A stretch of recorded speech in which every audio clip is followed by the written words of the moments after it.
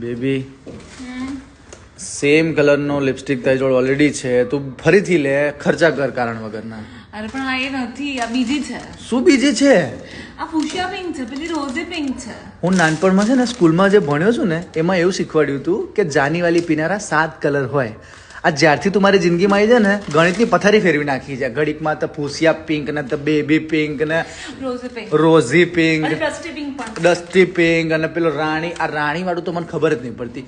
આ કઈ રાણીએ પોતાનો કલર લોન્ચ કરેલો છે અને રાણી કલર છે તો રાજા કલર કેમ નથી મારે જાણવું છે. શું ખબર? ના તો મને કે એવું સાનું નથી ખબર. નથી ખબર. અચ્છા એ બધું છોડ, મને છે ને તારી હેલ્પ જોઈએ છે. શું હેલ્પ જોઈએ છે? સાંજે છે ને મને નેલ પેઇન્ટ કરવી છે. મારી પાસે 3 ઓપ્શન છે. બરાબર. 3 માંથી તું મને કે કયો કરું? શું? એક તો ઓલિવ ગ્રીન છે, ટીલ ગ્રીન છે અને સી ગ્રીન છે. તું છે ને એક કામ કર, કોથમીર ગ્રીન કર. હું તને ચટણી બનાવી આપું ને ચટણી લગાવીને જા સુકાઈને. કોથમીર ગ્રીન તું સમજ. સ્ત્રીઓને મારા તરફથી એક રિક્વેસ્ટ છે. મને હવે ખબર પડી કે રાવણના 10 માથા કેમ હતા. કેમ કે મંદોદરીના એક કલરના એક શેડ એક માથું યાદ રાખી શકતું હતું, પણ તમે સમજો અમે માણસો છીએ, અમારે એક જ માથું છે, એટલે દયા કરો પ્લીઝ. સમજી મારી મંદોદરી?